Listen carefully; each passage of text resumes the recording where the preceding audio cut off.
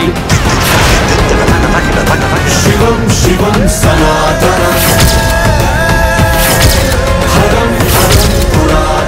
మర్యాదగా చెప్తే నీకు అర్థం కదా? ఆశ్రమంలోనే పరుషుని ఇబ్బంది పెట్టదని పద్ధతిగా చెప్పాను. ఇంకొకసారి పరుష జోలికొస్తే ఈ ఊళ్ళోనే కాదు, ఈ భూమి మీదే ఉండవు. రా వర్ష.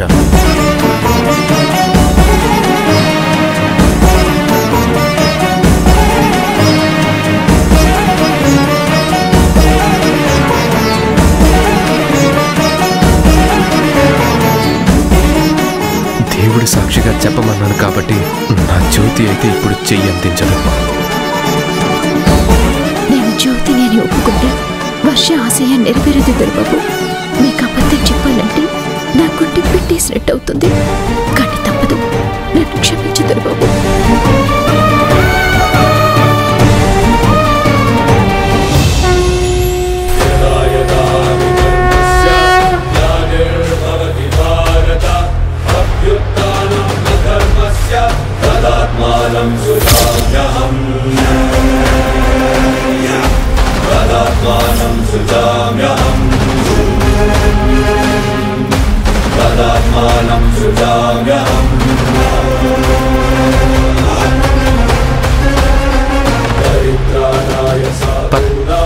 వినాశాయ చతుష్కృతా ధర్మ సంస్థాపనార్థాయ సంభవామి యుగే యుగే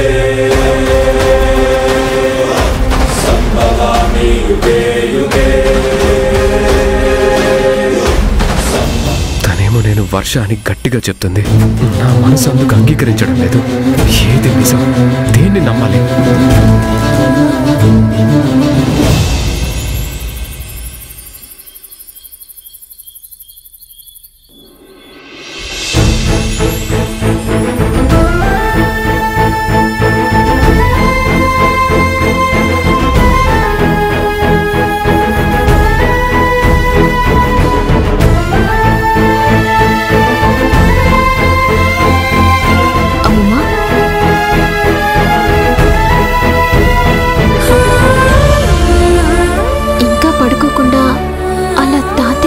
చూస్తూ బాధపడుతున్నావెందుకమ్మమ్మా?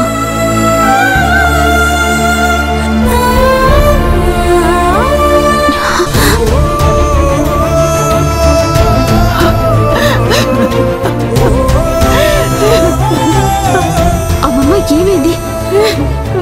ఎందుకలా ఏడుస్తున్నావు? నువ్వింత ఎమోషనల్ అవుతుంటే నేను చూడలేకపోతున్నాను. చెప్పమ్మమ్మా, ఏదైనా ప్రాబ్లమా? ఎందుకు నీ మనసుని ఎంతగా కష్టపెట్టుకుని ఒంటరిగా బాధపడుతున్నావు? 25 సంవత్సరాలుగా గుండెల్లో దిగబట్టుకుంటున్న బాధమ్మా.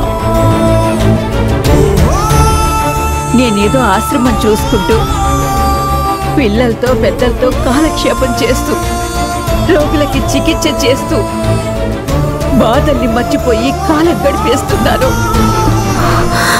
పెద్ద కూతురు ప్రేమ పేరుతో మమ్మల్ని వదిలి వెళ్ళిపోయింది. కొడుకు జాడే లేడు. మీ అమ్మ మంచం పట్టింది. ఇన్నేళ్లకు మీ పెద్దమ్మ వచ్చింది. కానీ తను గతం మర్చిపోయింది.